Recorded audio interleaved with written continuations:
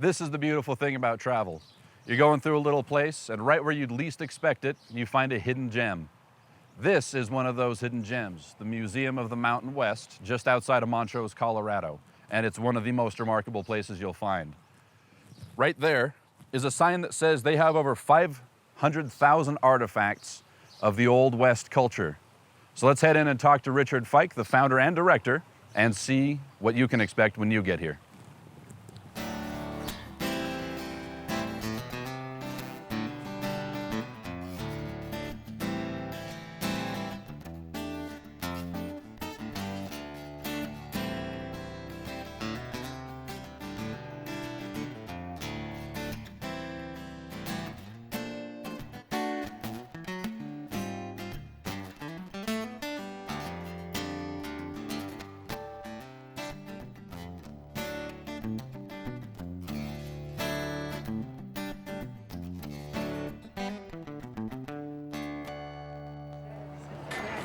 She's right. So you best put your guns down and prepare to meet your maker. Time to put 'em up.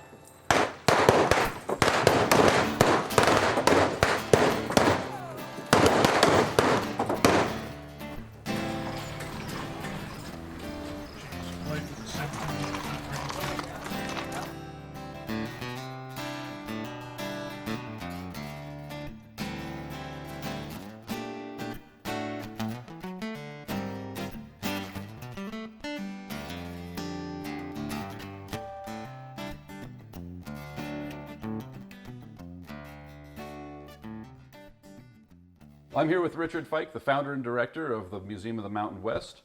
And Richard, it's a pleasure to meet you. This place Good to meet you. is incredible. Well, it's taken a lot of years. Well, what gave you the idea to get this whole thing started? Well, it goes back a long ways. I mean, I started collecting at the age of 4 in Skagway, Alaska. My dad was working on the Alaska Highway, and I found this clock in the garage, and it was kind of rusted. Well, it was quite rusted. It was very small, and had mother of pearl inlay in it, and scratched on the back, it said, cleaned August 1898, went through the Klondike Gold Rush. So it was up there during that gold rush, yeah. And I kind of threw a little tantrum maybe, and wouldn't come back on the boat without it. And so it now graces a spot in my home on my China cabinet as the first artifact that I collected. And then I started gathering stuff, and I went back to Nebraska, where I grew up, and had my first museum at age 8 in my family home. My folks couldn't even have a guest because the guest room was full. Full of stuff. And by the time I was 10, I'd already read my dad's textbooks from the University of Nebraska. He was studying to be a fossil expert, a paleontologist. Yeah. And I'd already, you have to have a geology background first. And so I had read them by the time I was 10. And then when I was 12, I visited Mesa Verde. Yeah. That's it, I'm gonna be an archaeologist. So I went into archaeology based on visiting Mesa Verde and all of that, and had a very wonderful career working as a federal archaeologist for the Bureau of Land Management in Colorado and Utah. Oh. And actually started buying up Ridgeway, down where they filmed it First True Grit, down there, down there, and with John Wayne. And I started buying up buildings down there to do a Front Street Museum, about 8 old business buildings down in Ridgeway. Right. And that didn't work out. And so I moved up here and built this 2-story part of this building. And then I moved all the stuff I'd collected since I was 4 years old or 8 years old, whenever, and I couldn't move. So I had to build a wing on, and that's the saloon we have around the corner. Oh yeah. And I got that done, and I had a millennium party in there in 2000. And it's grown and grown and grown. We became a nonprofit in 2005. And that's when people started donating buildings and artifacts for tax write-offs and things like that. And so it's just continued to expand through the years, and we got runner-up to the top 10 Western museums in the United States for 2 simple reasons. Our authenticity, if you're gonna do a museum, do it right. And the second is that you're guided here. It's one of the few museums in the United States where you're guided. We want to try to keep that style of approach. So they don't just hand you a book and then right, send you out. or you stand in front of an exhibit and read a sign and you have a barrier in front, you can't go in. And that's what makes us unique. So they feel the history, live the history. Right. So most of this stuff is, or started out from your personal collection, Exactly. and then just Well, kind of. I'd say 95% in this building here, which has 10 stores plus 2 storefronts. 95% or more of it is my collection that I've saved through the years.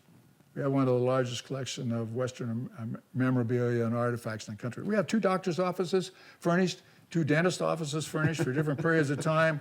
You know, we've got a dry goods store that the counters are from Holland's Dry Goods Store in Delta. We have a number of log buildings outside, and we have the building that was on 3rd North, 3 blocks north of Main Street downtown that Jack Dempsey, the heavyweight champion, 1919 to 1926, Right. trained in. We actually have that. Is that the Carriage Works? The Carriage back there? Works, I exactly. remember hearing that story. Yeah, yeah. Well, if you have a chance and to hear a story from Richard Fike, I would highly recommend that one. So it's been a pleasure. Well, you said there's the new wing with the saloon right across there. Right around the corner. You have any good stories about that one? Well, I probably do, but I'm not sure I want to repeat one. The good one. Well, we'll try to do that one off camera. Yeah.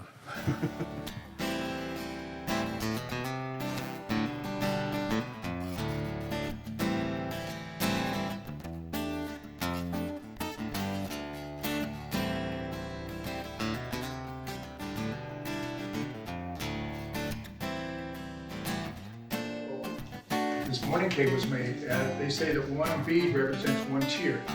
And there are more beads on the back than there is on the front. And probably took a year to make it. She would wear that for about 3 years. So. He goes 3 rounds and he knocks out Annie Malloy. They say the audience in Montrose was like in awe, like a fly trap. You know, and what just happened here? That kid knocked out the champion of the mining camps. Referee yelled up his hand and said, the winner is, what's your first name, kid? He said, it's Harry. Harry. No, it's Jack. From then on, he was Jack Dempsey. And sharpening of tools for the mines. They would sharpen picks and drill steel.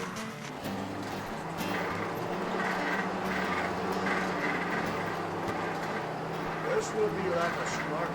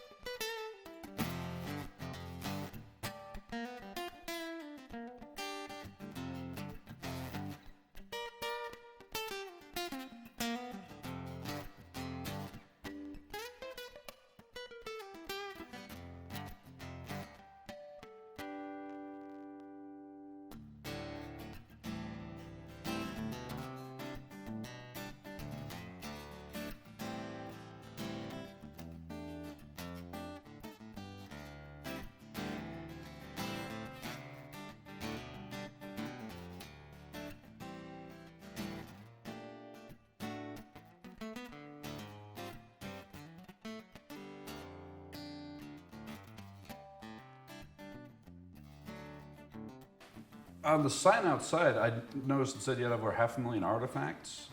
Is there a time period that you try to keep everything between?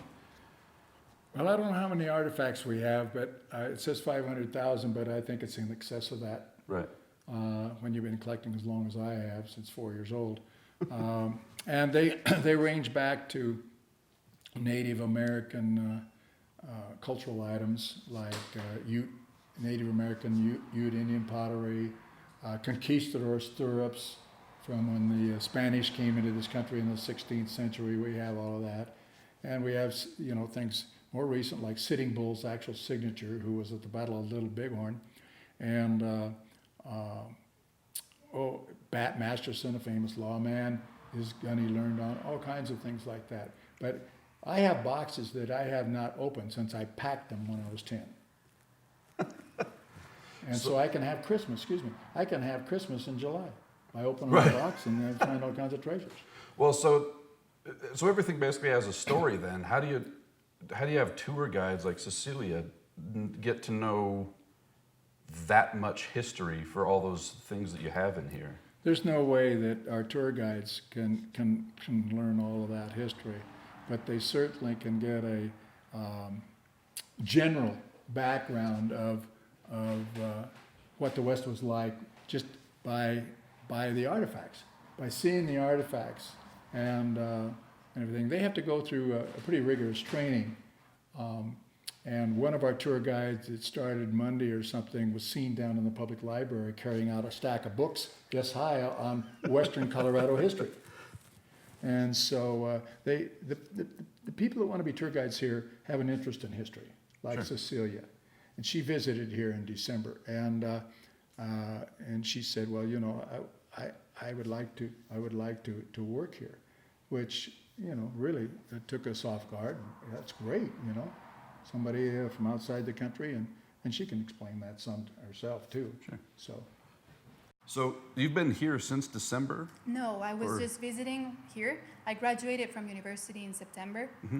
I came here in December just to visit my friends I met over the years, because I've been coming to the States for about 8 years now, every summer and fall. And I was driving to Gunnison, I saw the museum, and I thought it looked really cool, so I stopped by. I had a couple of hours, and I ended up staying like 4 hours. I loved it.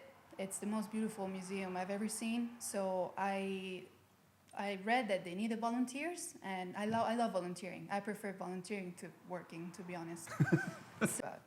So where are you from originally? I am from Rome. I was born and raised in Rome, Italy. And I lived there until I was 19. After I finished high school, I left. I came to the States.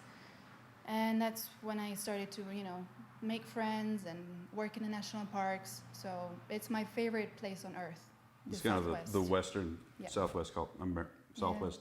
So Southwest America is kind Colorado, Utah, Wyoming as well, though.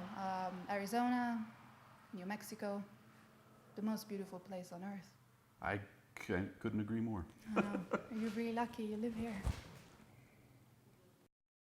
Would you like some snake oil, nerve tonic, laudanum, tobacco?